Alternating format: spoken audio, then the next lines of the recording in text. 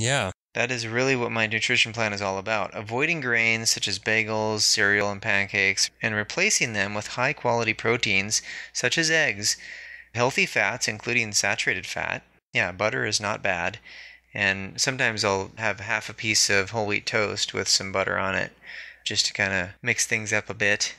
Yeah, I mean, I like to do the flourless bread, which is, healthier than the regular kind of bread. No flour? Yeah, no flour. It tastes pretty much like regular bread, so... I bought some really tasty European wheat bread, I think it was called. Mm-hmm. And it was kind of like those multi-grain breads, but it was heartier, like they had seeds and stuff in it. Yeah. And the only problem with it, it was really tasty when it was toasted, and it was high in fiber and low in carbs, or lower in carbs. When I put butter on it, the butter would melt through and it would drip through the bread.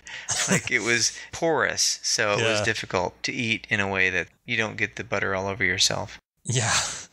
We're going for convenience here. Yeah, I guess for breakfast, most people don't really eat many veggies, huh? Because he says healthy fats, including saturated fat, and low glycemic complex carbs, mostly from veggies. I guess you could do like a green drink. So like a V8 or tomato juice. I mean, that's pretty good stuff. Yeah, yeah. So that's a good look at breakfast. And there's another article here that I thought was interesting, breakfast around the world.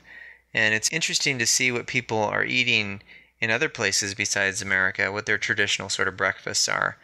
And we both like the huevos motolenos. Is that how you pronounce that? Oh, yeah. Huevos motoleños. I've heard of the huevos rancheros, Yeah. which is mighty tasty. It's a couple corn tortillas with refried beans and eggs and ranchero sauce and cheese. I mean, that's mighty good there. That'll stick to your ribs. Yeah. But this is a hearty Mexican favorite. This breakfast dish originated in the Yucatan Peninsula and consists of 2 eggs on a fried tostada with tomatoes, ham, peas, platanos maduros. Uh-huh. Not sure what those are. Queso fresco, and oftentimes black beans. Beans are great too. Good source of fiber and fairly healthy.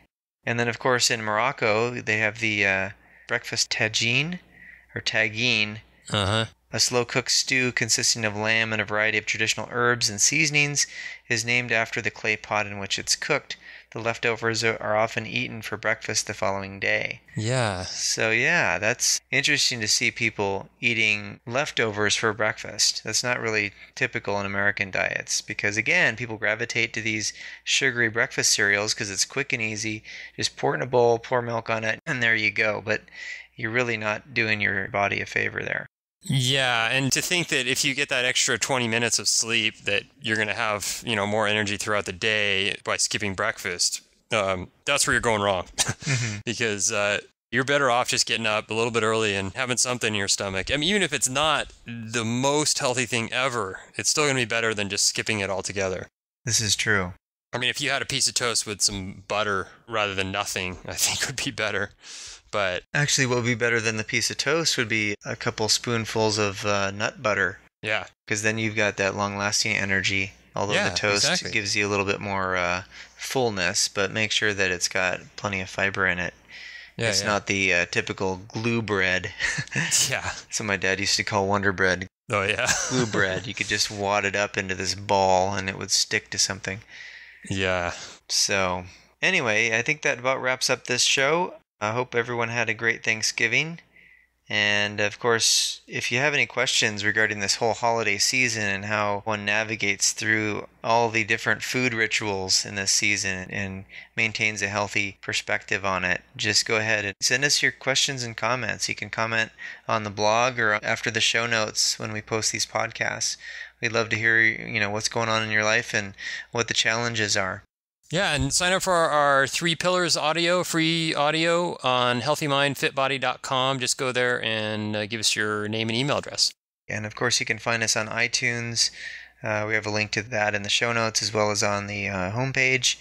And you're welcome to rate or review the show so that we can get up there in the rankings and become superstars. Superstars, more popular than Oprah and her protein drink diet. There you go. Which I just saw a little thing there. Oprah lost, 70 pounds, I guess. She's subsequently regained the weight, and the first major weight loss that she had was on that liquid protein diet, and now she's kind of chastising herself because she's fallen off the wagon. And, this cycle happens for a lot of people. They lose the weight, they gain it back.